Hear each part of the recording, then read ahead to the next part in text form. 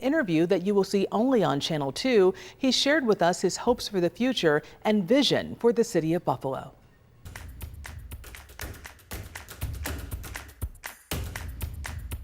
There was a great showing of support in council chambers today, and it's very humbling, but at the same time it's very motivating. You know, people are excited about the city of Buffalo, and I'm just really excited to get to work with my colleagues, with the administration, to continue to push the city of Buffalo forward. What do you want to do? What do you want to bring? What do you want to see Buffalo thrive to become? I want to see Buffalo become the cleanest, the safest, the best city possible to live, work, and raise a family in. And I don't think we're that far off from it. I think there's some challenges ahead of us in the near future that we're going to have to deal with. As a council. Looking at the city of Buffalo's financial picture, the COVID money, that money is going to run out if it hasn't already. How are you ready to deal with this budget? Because it could mean possible cuts and changes and services that are delivered. The last thing I would ever want to do is eliminate a position in someone's job. You know, people get up in the morning with that sense of pride to go to work, and I wouldn't want to take that away from anyone.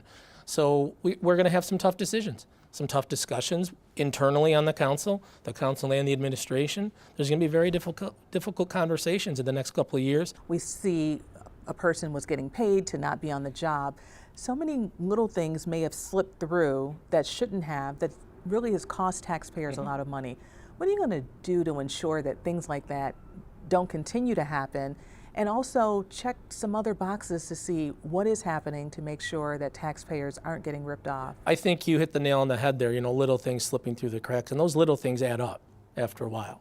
So we've got to be very diligent in what we're doing here. You brought up any potential financial issues that we're going to have in the near future, and we've all got to get on the same page here. We don't see the mayor come into council chambers very often. He was there today.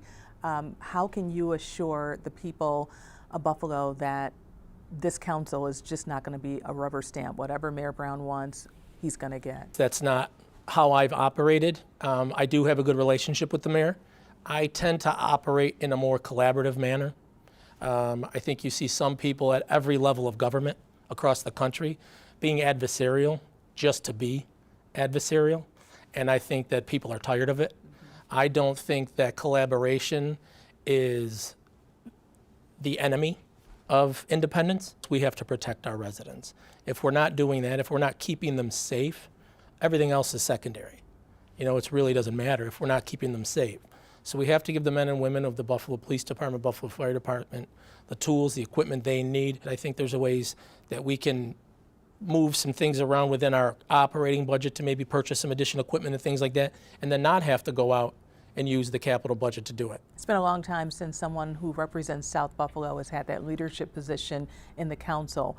I got a tweet right away when I said that you were the new council president, and someone said, well, finally South Buffalo has representation, as if they didn't before. Yeah. But what does that carry? What does that mean to you when you hear things like that? You know, having grown up in the city my entire life and in South Buffalo for the vast majority of it, it's a proud neighborhood. It is, and I think that's what that stems from. Just having, you know, someone from the neighborhood in a position of leadership, I think it's just a prideful thing. And while my neighborhood is what drives me to do this job, it's the city of Buffalo as a whole we have to focus on too. Finally, we all know that as council president, you're second in line. If Mayor Brown tomorrow says, I'm walking, you're mayor of the city of Buffalo. Yeah. Ready? Yeah, I am ready, and I think anyone that agrees to take on this position has to know, per charter, that it comes with the territory.